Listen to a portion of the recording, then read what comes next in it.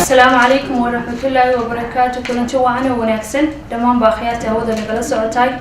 داود يركز دوّد برامج كينيور بيصير محاضرة.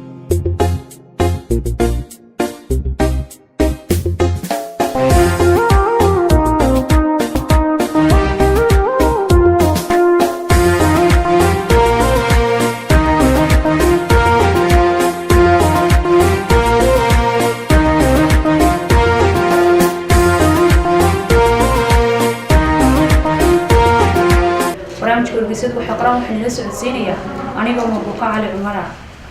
هديان سوقات إنه قرمة النقور رسي برامج كانوا رجسد وحقرا مريكنك وحنبات كل شركة اللي قال لي هي روش هي شينها قرمات كو حساب بدل لو حكى فالوني يورجيس كتوه يكسب بحمد على ده أرجيسة يحنقوا بلعب السنتين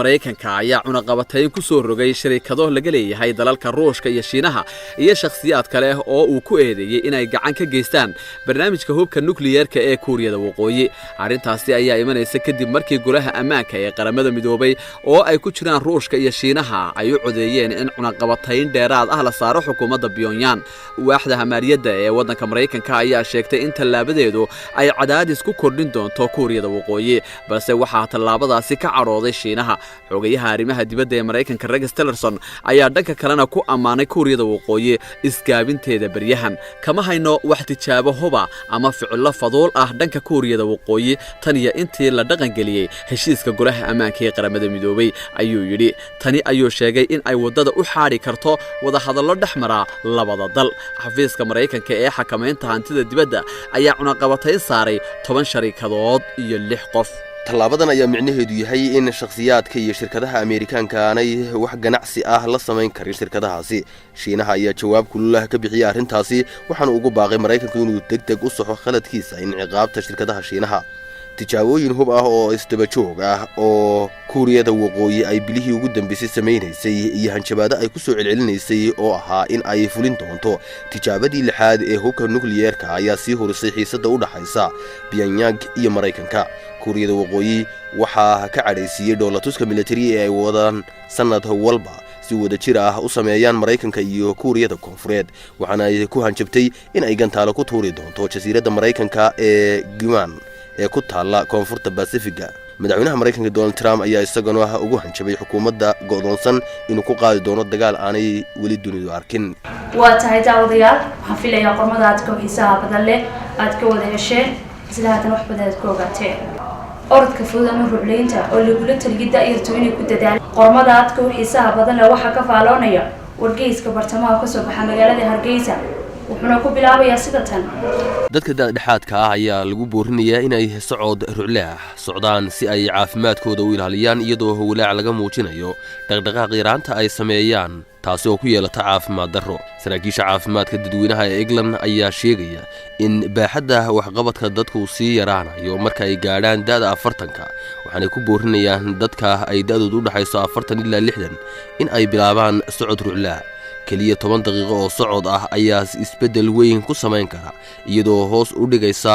dhimashada xilliga hore 15% sida ay sheegayaan. balse waaxda caafimaadka bulshada ee England ayaa sheegaysa in 4 ka mid ah 10kii qof ee da'doodu u dhaxayso 40 ilaa 60 jir aanay xitaa samayn karin rucleyn muddo 10 daqiiqo ah bil walba. khadra wargeeska bartamaha ayaa isagoo qormadani sii wada waxa uu leeyahay si dadkaasi loo caawiyo ayay waaxdu ku talinaysaa ab bilaasha oo lagu magacaabo Active 10 taasi oo la soconaysa inta rucleyn ah ee uu qofka sameeyo waxaanay ka caawinaysaa qaabka rucleynta uu ugu soo dari karo hawl maalmeedkiisa Muwaren Chimofer oo 44 sano jira waxa ay bilowday in ay socodka joogtada ah samayso 3 sano ka hor si caafimaadkeeda ay kor ugu qaado xilligaas culayskeeda saa'id ayuu ahaa waxaanay doonaysay inay isbedel samayso muddo 7 bilood ah gudahood ayayna culayskeeda ku dhintay waxa ay ku biirtay koox socod joogto ah samaysa oo ka aasaasan deegaanka Kent ee dalka Britain aad ayayna u jeclaysatay in ay kooxdaasi hogaamiso ayna dadka u kaxayso socod fasaxa toddobaadka dhaqaatiirta ayaa sidoo kale lagula taliyay in bukaanada ay ku dhiirigeliyaan in ay socod la ah socdaan socodkan ayaa qofka ka dhigaya in uu aad u neefsado isla markaasina sare u qaadaya garaaca wadnihiisa Dr. Sue Williams oo ka tirsan dhaqaatiirta cudurrada guud ee Royal College ayaa sheegay in dhaqaatiirta looga baahan yahay in ay bukaanadooda la hadlaan oo fahansiiyaan faa'iidada socodka rucleynta in dadka darbijiifka u soo ururiya kaba ay xidhaan islaatana u qaybiya oo dunida magac iyo sumcad ballaaran ka helay qormadaas ku xiisaha badan leh waxa ka faalonaya wargeyska Foore ee ka soo baxa magaalada Hargeysa wuxuuna ku bilaabay sida tan Andre MC Donald oo ku nool magaalada New York ayaa waxa waqtigiisa nasiimada badi ku qaataa u qaybinta kabaha dadka darbijiifka helidda ururkiisa samafalka ee loo yaqaan It is from the Soul deeqsigan 42 jirka ah waxa uu qaybiyay in ka badan 5,000 oo beer oo kaba wax ka yar 3 sano waxaanu sidaa ku helayaa sumcad ballaaran oo dhinaca samafalka ah fikradda Andre waa mid iska fudud waxaanu ururiyaa kabaha cusub iyo kuwa la isticmaalayba kadibna laftigiisa ayaa nadiifiya waxaanu xaqiiqdii toddobaad kasta kharash gareeyaa 50 ilaa 60 si uu kabaha u nadiifiyo marka uu ka soo jeesto shaqadaasi Andre waxa uu ku baxaa fagaarayaasha Grand Central Terminal iyo Union Square maalin kasta si uu darbijiifka ugu wareejiyo kabihii uu nadiifiyay markasta uu hodeeq sameeyo waxa uu la galaa sawir muujinaya inuu gutay iyaboohii loo soo dhiibay waxaanu ugu diraa fariin bugga bandhiga Foore oo maqaalkaasi sii wada ayaa waxa uu leeyahay waxa uu sidoo kalena soo dhigaa bartiisa Instagram-ka balse waxa la yaabka ah waa in qaatuhu aanu u arkin tallaabadaasi mid igu sawira arrintaasina waxa uu bilaabay 5 sano ka hor mar uu ciyaaraya kubadda kolayga waxaanu arkay nin darbijiif ah oo kabala isaga oo ciyaarta ka soo baxay waxa aan u siibay kabahayga waanu iga dhaqaaqay isaga oo dhoola cadeynaya ayuu yiri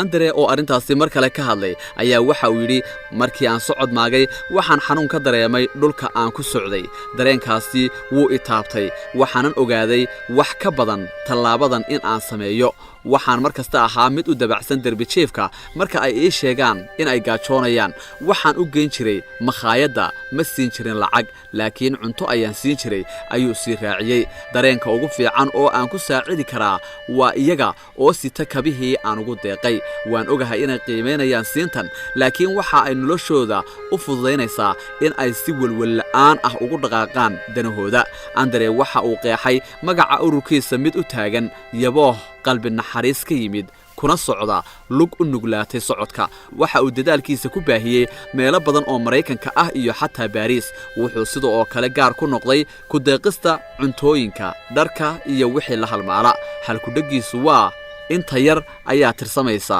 ayuu ninkaasi hadalkiisa ku soo gabagabeeyay waa tahay daawadayaal waxaan filayaa qormada aad ka xiisaha badan leh inaad ka wada hesheen magaalo ku taala Canada oo diiday goobaha ay dadku ku nastaan in laga fujiyo calaamada nasiyiinta qormada aad ka xiisaha badan leh waxa ka faaloonaya wargeyska Huwa ee ka soo baxa magaalada Hargeysa wuxuuna ku bilaabay sida tan wargeysku waxa uu qormadani ku bilaabay magaalo ku taala dalka Canada ayaa diiday in calaamad ku dhagan goob ay dadku ku nastaan laga saaro iyadoo oo sheegtay in taariikh ahaan muhiim ay tahay calaamada Nazi ayaa lagu qurxiyay board suran magaalada Ponte des Castes ee gobolka Quebec Fori Fletcher oo ku wareegaya magaalada Montreal isagoo oo fujinaya boorarka lagu xardhay calaamado ama eriyo nacay muujinaya ayaa isku dayay in uu ranji dulmariyo calaamada balse duqa magaalada ayaa ka celiyay oo goobta ka saaray isagoo oo sheegay in boorku uu yahay mid taariikhiya boorarkan ayaa waxaa ku dhagan calaamada naasiyiinta waxaana la sheegay in laga adeegsaday Yurub dhamaadkii dagaalka gaar ahaan in doon ganacsi oo ay ku xardhan tahay la helay sanadkii 1980 balse warbixin lagu daabacay barta internetka ee magaalada ayaa lagu sheegay in boorkan ay lahayd doon ganacsi xilligii dagaalkii labaad ee adduunka ayna heleen darawaladii deegaanka 25 sano ka hor xaafadda ay ku taalo goobta ay dadku ku nastaan ayaa waxaa ku nool ilaa 1500 oo qof waxayna ku taalaa meel 50 mayl u jirta Montreal calaamadan ayaa la sheegay in sanadkii 1920 ay ahayd calaamad u taagan nabadda waxaana adeegsada diimo badan oo dunida laga aaminsan yahay ayna ka mid yihiin Hinduismka iyo Buddhismka waa tahay daawadayaal waxaan filayaa qormada aad ka xiisaha badan leh inaad ka wada hesheen magaalo ku taala Canada oo diiday goobaha ay dadku ku nastaan in laga fujiyo calaamada nasiyiinta qormada aad ka xiisaha badan leh waxa ka faaloonaya wargeyska huba ee ka soo baxa magaalada Hargeysa wuxuuna ku bilaabay sida tan wargeysku waxa uu qormadani ku bilaabay magaalo ku taala dalka Canada ayaa diiday in calaamad ku dhagan goob ay dadku ku nastaan laga saaro iyada oo sheegtay in taariikh ahaan muhiim ay tahay calaamada naasi ayaa lagu qurxiyay board suran magaalada Pointe-des-Castels ee gobolka Quebec Fori Fletcher oo ku wareegaya magaalada Montreal isagoo oo fujinaya boorarka lagu xardhay calaamado ama eriyo nacay muujinaya ayaa isku dayay in uu ranji dulmariyo calaamada balse duqa magaalada ayaa ka celiyay oo goobta ka saaray isagoo oo sheegay in boorku uu yahay mid taariikhiya boorarkan ayaa waxaa ku dhagan calaamada naasiyiinta waxaana la sheegay in laga adeegsaday Yurub dhamaadkii dagaalka gaar ahaanna in doon ganacsi oo ay ku xardhan tahay la helay sanadkii 1980 balse warbixin lagu daabacay barta internetka ee magaalada ayaa lagu sheegay in boorkan ay lahayd doon ganacsi xilligii dagaalkii labaad ee adduunka ayna heleen darawaladii deegaanka 25 sano ka hor xaafadda ay ku taalo goobta ay dadku ku nastaan ayaa waxaa ku nool ilaa 1500 oo qof waxayna ku taalaa meel 50 mayl u jirta Montreal calaamadan ayaa la sheegay in sanadkii 1920 ay ahayd calaamad u taagan nabadda waxaana adeegsada diimo badan oo dunida laga aaminsan yahay ayna ka mid yihiin Hinduismka iyo Buddhismka waa tahay daawadayaal waxaan filayaa qormada aad ka xiisaha badan leh inaad ka wada hesheen qormadeena u dambeysay ee barnaamijkeena wargeysyadu waxay qoran haddii aan soo qaadano wax ka baro faa'iidooyinka tufaaxu leeyahay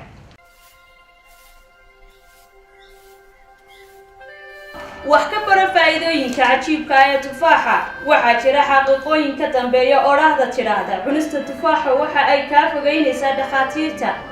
taana waxa ay ugu wacan tahay faa'iidooyinka caafimaad ee faraha badan ee tufaaxu leeyahay tufaaxu waxa uu ka mid yahay khudaarta ugu caansan ee caalamka oo dhan laga isticmaalo tufaaxu kuma jiraan duux cusbo iyo cholesterol toona intaana waxa dheer waxa ka buuxa nafaqooyin faytamiino badan oo ka mid yihiin vitamin C noocyada badan ee vitamin B-ga calciumka potassiumka phosphorus-ka iyadoo ay ugu wacan tahay nafaqooyinka badan ee ku jira tufaaxu waxa uu xagga hore kaga jira cuntooyinka loo yaqaan superfoodska waa tahay daawadayaal waxaan filayaa qormada aad ka xiisaha badan leh inaad ka hesheen